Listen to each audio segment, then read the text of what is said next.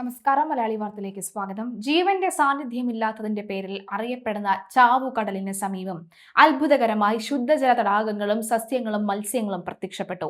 കടുത്ത ഉപ്പുരസം കാരണം ജീവികൾക്ക് ജീവിക്കാൻ സാധിക്കാത്ത ഈ പ്രദേശത്തുണ്ടായ മാറ്റങ്ങൾ 2500 വർഷങ്ങൾക്ക് മുൻപുള്ള ബൈബിൾ പ്രവചനങ്ങൾ സത്യമാകുന്നതിന്റെ സൂചനയാണെന്നാണ് വിശ്വാസികളുടെ അവകാശവാദം.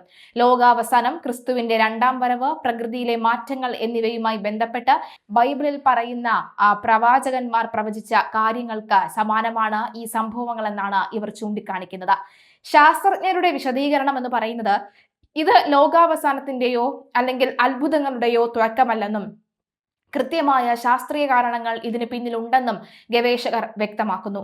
അങ്ങനെയെങ്കിൽ നൂറ്റാണ്ടുകൾക്ക് മുന്നേ ഉള്ള ബൈബിളിൽ ഇതെങ്ങനെയാണ് പറയാൻ സാധിക്കുക എന്ന ചോദ്യവും ഉയരുന്നുണ്ട്. ചാവുകടലിലെ വെള്ളത്തിന്റെ അളവ് അതിവേഗം കുറഞ്ഞു വരുമ്പോൾ ഭൂമിക്കടിയിലുള്ള ശുദ്ധജല സ്രോതസ്സുകൾ പുറത്തേക്ക് വരുന്നതാണ് ഈ പ്രതിഭാസത്തിന് കാരണം. ഉയർന്ന പ്രദേശങ്ങളിൽ നിന്ന് താഴേക്ക് ഒഴുകിയെത്തുന്ന മഴവെള്ളം ഭൂഗർഭ പാറകൾക്കിടയിലൂടെ ഇത്തരം കുഴികളിൽ എത്തിച്ചേരുകയും പുതിയ ചെറിയ ആവാസ വ്യവസ്ഥകൾ രൂപപ്പെടുകയും ചെയ്യുകയാണ്.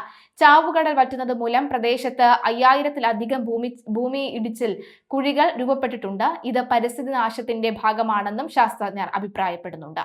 എന്തായാലും ഇത് യേശുവിന്റെ രണ്ടാം വരവാണോ അല്ലെങ്കിൽ ഇത് ലോകാവസാനമാണോ എന്തൊക്കെയാണ് എന്ന് കാത്തിരുന്ന് തന്നെ കാണേണ്ടതുണ്ട്. എന്തായാലും ലോകത്തിന്റെ പലയിടങ്ങളിലും ഇത്തരം മാറ്റങ്ങൾ കണ്ടു തുടങ്ങി എന്നുള്ള വാർത്തകളാണ് റിപ്പോർട്ട് ചെയ്യപ്പെടുന്നത്.